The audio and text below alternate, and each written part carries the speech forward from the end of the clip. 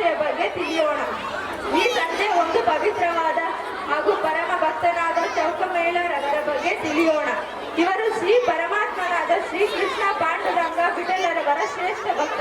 ಚೌಕಮೇಳ ತನ್ನ ಭಕ್ತಿಯನ್ನು ಹಾಡು ಮತ್ತು ನೃತ್ಯದ ಮೂಲಕ ದೇವರನ್ನು ಸ್ಮರಿಸುತ್ತಿದ್ದರು. ಅವರ ಹಾಡು ಮತ್ತು ನೃತ್ಯವನ್ನು ಪಾಂಡುರಂಗನ ದೇವಸ್ಥಾನದ ಮುಂಭಾಗ ಪಂಡರೀಪುರದಲ್ಲಿ ಹಾಡುತ್ತಿದ್ದನು. ಅವರ ಹಾಡು ಮತ್ತು ನೃತ್ಯ ಎಲ್ಲರ ಮೈಮನ ಸೆಳೆಯುತ್ತಿತ್ತು. ಚೌಕಮೇಳನ ಭಕ್ತಿಯಲ್ಲಿ ಎಲ್ಲರೂ ಲೀನವಾಗುತ್ತಿದ್ದರು.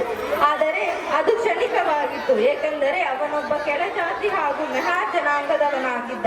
ಆದ್ದರಿಂದ ಚೌಕಮೇಳನಿಗೆ ಶ್ರೀ ಪಾಂಡುರಂಗನ ದರ್ಶನವು ಬಹಿಷ್ಕರಿಸಲ್ಪಟ್ಟಿತು.